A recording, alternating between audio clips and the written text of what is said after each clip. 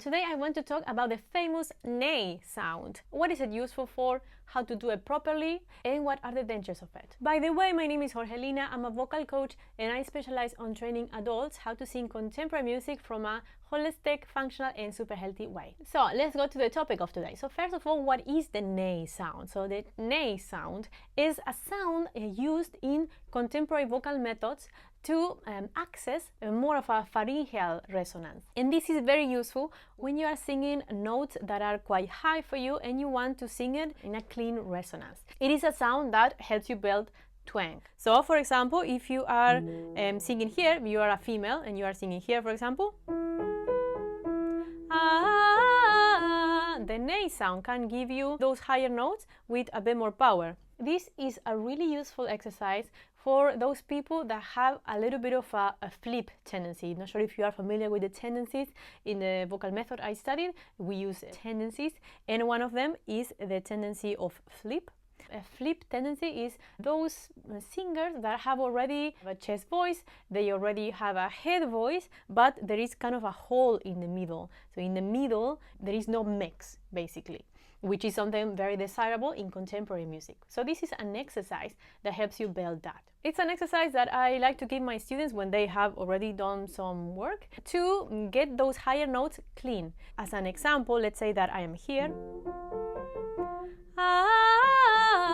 Usually a student, if that hasn't worked on their mix yet, they will flip to head voice. Well, that's like more of a falsetto sound, and not a full voice, and also not a mix. Or a full head voice as well. Also not what we want in contemporary music. The nay sound helps you to get a bit more of a contemporary sound and a little bit more coherence through the range when singing contemporary sounds that have that particular sound, right?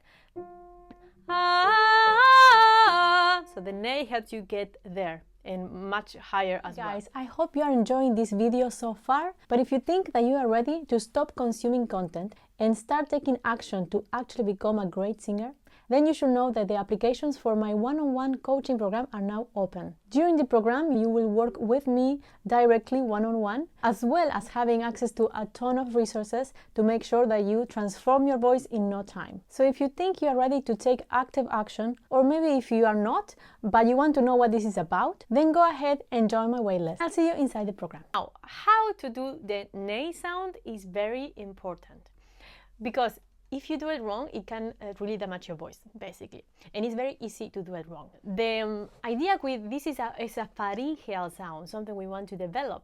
It's also very useful if you want to sing metal and that kind of things. The nay sound, as I say, is pharyngeal, and you have to get into a little bit of a play mode. It's kind of a wedge sound, I like to say. So that, yes. Or also called bratty sound. The danger here is that you don't want to go nasal. It's very easy to go nasal. Nay, nay, nay. That's nasal. Nay. This is not nasal. Nay. Not sure if you can hear the difference. But one way to tell whether you are being nasal or not is to just sing the vowel e and close your nose and open it. If the sound changes, you are likely being nasal. So if I go my sound changes, that's nasal. If I go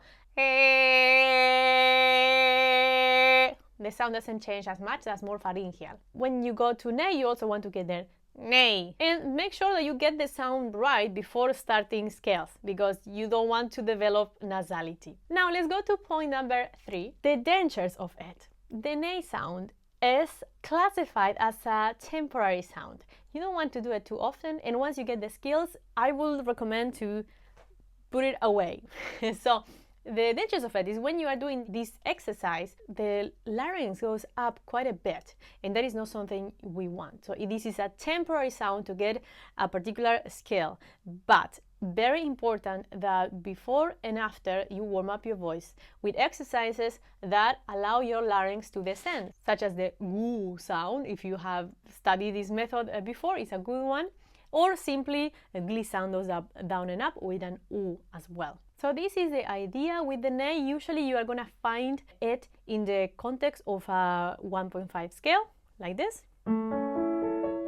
Nay, nay, nay, nay, nay, nay, nay, nay, nay, nay, nay, nay. Also apply to a song that you are practicing. So you will replace the melody with the nay. When you get it, then you bring back the lyrics to it and it should sound more closed. So it is an auxiliary sound.